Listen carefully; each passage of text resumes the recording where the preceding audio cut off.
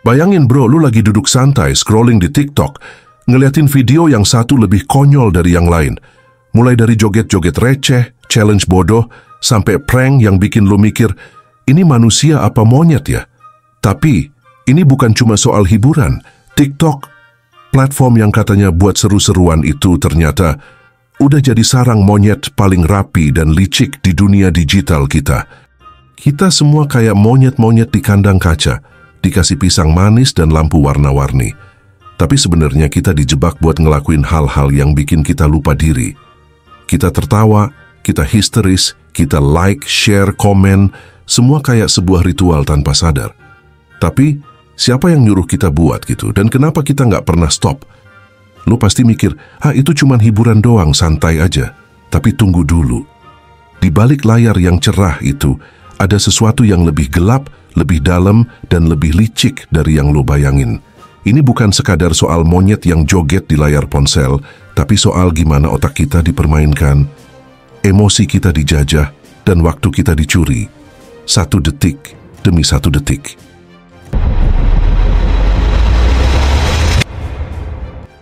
Kalau lu mikir ini cuma kebetulan, lu salah. Ini udah dirancang. Dan kalau lu nggak paham permainan ini, lu bakal terus jadi monyet yang nggak sadar dia lagi dijadikan tontonan. Tunggu sampai gue bongkar semuanya. Dari cerita nyata, psikologi otak, sampai solusi biar kita nggak cuma jadi monyet yang bisa dijual murah di pasar digital. Tapi, sebelum itu, lu harus siap. Karena yang bakal lu denger bisa bikin lu ngerasa nggak nyaman, bahkan mungkin bikin lu marah. Tapi itu harus. Karena di ujung cerita ini, lu bakal ngerti kenapa TikTok itu bukan sekadar hiburan, tapi jebakan yang dirancang rapi, penuh jebakan, dan hanya sedikit orang yang bisa keluar darinya. Dan di akhir nanti, gue bakal kasih tahu gimana caranya lu bisa bebas dari sarang monyet ini dan mulai jadi manusia yang benar-benar pegang kendali. Jadi, jangan skip. Karena apa yang bakal gue bilang mungkin bakal jadi titik balik hidup lo. Oke, gue mulai dari gambaran besar dulu. TikTok, platform yang lahir dari China, sekarang udah jadi raja media sosial di seluruh dunia. Dengan format video pendek yang super cepat, mudah diakses, dan algoritma yang, kita bakal bahas itu nanti. Lu tahu nggak? Algoritma TikTok itu kerja bukan cuma buat nyari video yang lu suka. Dia kerja buat nyari apa yang bikin lu nggak bisa berhenti scroll. Bukan cuma satu video, tapi ratusan video yang ngunci perhatian lo, kayak narkoba digital. Bayangin otak lu sebagai seekor monyet. Monyet ini pengen dapat reward, pengen dapat pisang dari setiap video yang dia lihat. Ketika video itu lucu, aneh, atau bikin penasaran, otak lu ngerilis dopamin, hormon yang bikin lu ngerasa seneng dan pengen lagi. Ini bukan kebetulan, ini perangkap psikologis yang sangat canggih. Salah satu ilmuwan perilaku, B.F. Skinner, pernah bilang tentang operant conditioning, yaitu gimana kita bisa dilatih untuk ngelakuin sesuatu terus-terusan kalau ada reward yang ngikutin. TikTok memanfaatkan ini dengan sempurna. Setiap video adalah reward kecil yang bikin otak kita ketagihan. Tapi bukan cuma soal dopamin dan reward. Ada juga unsur FOMO, fear of missing out. Lu takut ketinggalan tren, takut nggak kekinian, takut dibilang ketinggalan zaman sama teman-teman lo. Jadi lu terus-terusan cek TikTok, walaupun sebenarnya lu pengen berhenti. Nah, disinilah letak bahaya sesungguhnya.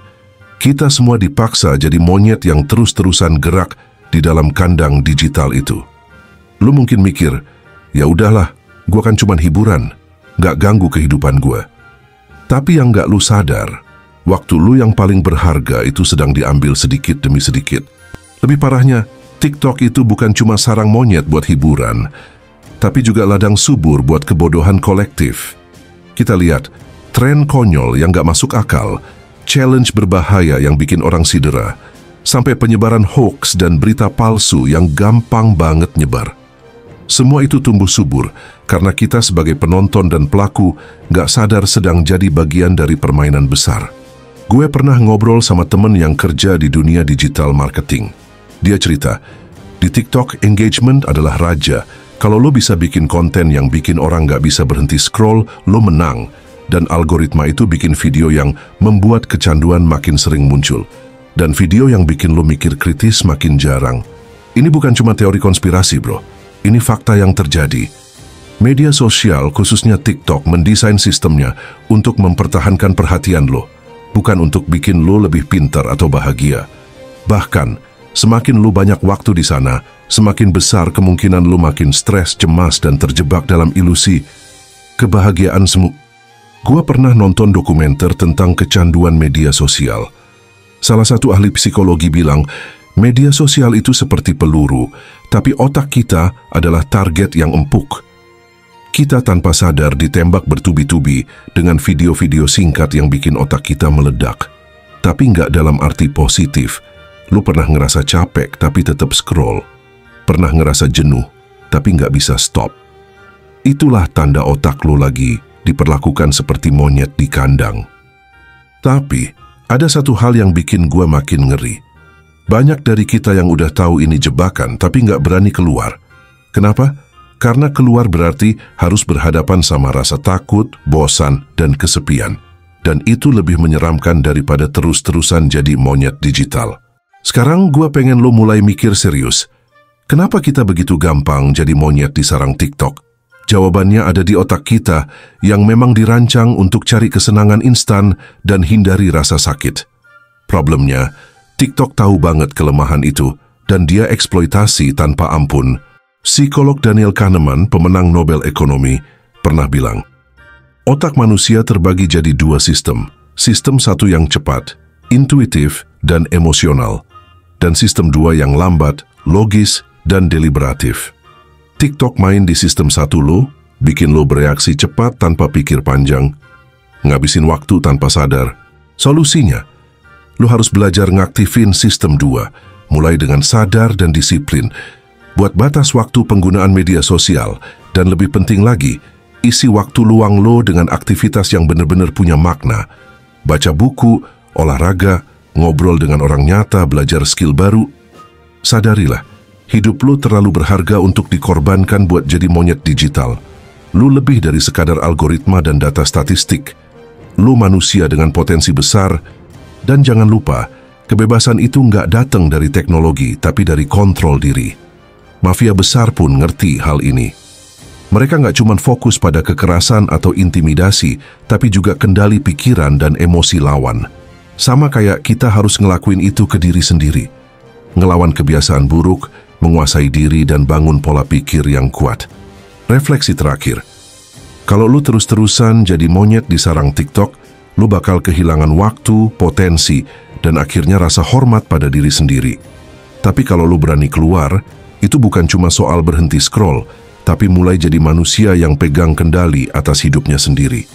Bro, gua nggak mau lu jadi monyet lagi. Gua nggak mau lu terus-terusan dikontrol sama algoritma, sama konten yang cuma bikin lu lupa diri. Lu punya waktu hidup terbatas, dan setiap detik yang lu buang cuma buat scroll itu adalah detik yang nggak akan pernah kembali. Mulailah sekarang. Putusin scroll, pegang kendali. Ingat, yang bisa ngubah hidup lo cuma lu sendiri. Jangan biarin media sosial yang katanya buat hiburan malah ngerusak masa depan lo. Gue tantang lo buat 1 hari tanpa TikTok. Rasain apa yang terjadi. Nggak usah langsung lama, mulai dari yang kecil. Tapi selama hari itu, perhatiin gimana rasanya nggak dikontrol oleh feed yang nggak berhenti bergerak itu. Lo pasti bakal sadar di luar sana masih banyak hal keren yang bisa lo lakukan. Bukan cuman jadi monyet yang dikasih pisang digital terus-terusan. Lo harus berani ambil langkah pertama. Karena langkah itu yang bakal ngebawa lo keluar dari sarang monyet dan masuk ke dunia yang lebih bebas, lebih bermakna. Ingat kata-kata sang mafia legendaris, Al Capone. You can get much farther with a kind word and a gun than you can with a kind word alone. Artinya, lo bisa lebih maju dengan kata baik dan pistol daripada cuma kata baik saja. Maksudnya, kadang kita butuh kendali keras atas diri sendiri sebelum bisa maju. Dan sekarang, kendali itu ada di tangan lo. Lo bukan monyet di kandang, lo manusia dengan kekuatan luar biasa. Jadi, mulai sekarang, lawan jebakan digital dan jadi raja di hidup lo sendiri.